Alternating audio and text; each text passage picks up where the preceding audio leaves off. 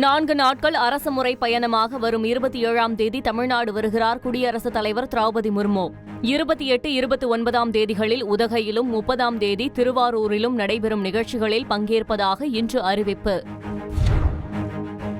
நடிகை கஸ்தூரிக்கு எழும்பூர் நீதிமன்றம் வரும் 29ஆம் தேதி வரை நீதிமன்ற காவல் விதித்ததை அடுத்து இன்று புழல் சிறையில் அடைப்பு.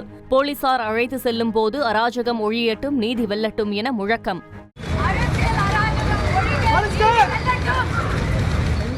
ஓடி ஒழியவில்லை என விளக்கம் அளித்து கைது நடவடிக்கைக்கு முன்பு கஸ்தூரி பதிவு செய்த வீடியோ வெளியீடு.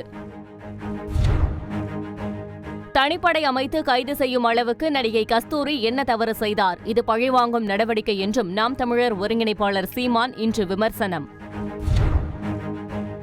மதுரை விமான நிலைய விரிவாக்கத்திற்கு நிலம் கையகப்படுத்த சின்ன உடைப்பு கிராம மக்கள் எதிர்ப்பு. போராட்டத்தில் பெண்கள் சிலர் இன்று மயங்கி விழுந்ததால் பரபரப்பு.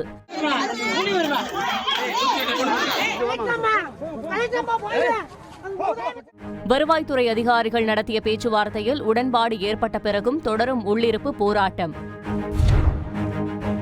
கடலூரில் வெளுத்து வாங்கிய கனமழையால் இன்று குடியிருப்புகளை சூழ்ந்த மழை வெள்ளம்.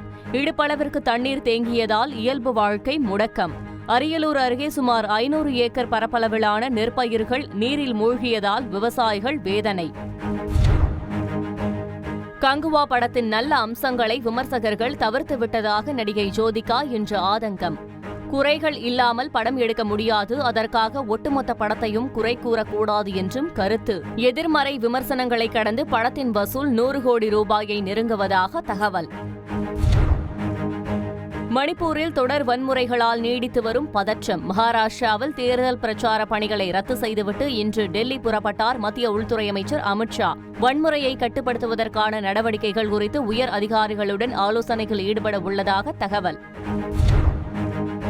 டெல்லியில் காற்று மாசுபாட்டை குறைக்க மாநில அரசு கடும் கட்டுப்பாடுகள் விதிப்பு. தடையை மீறி இயக்கப்பட்ட பெட்ரோல், டீசல் வாகனங்களுக்கு அபராதம். காற்று மாசுபாடு காரணமாக இன்று 107 விமானங்கள் தாமதமாக புறப்பட்டதுடன் 3 விமானங்கள் ரத்து.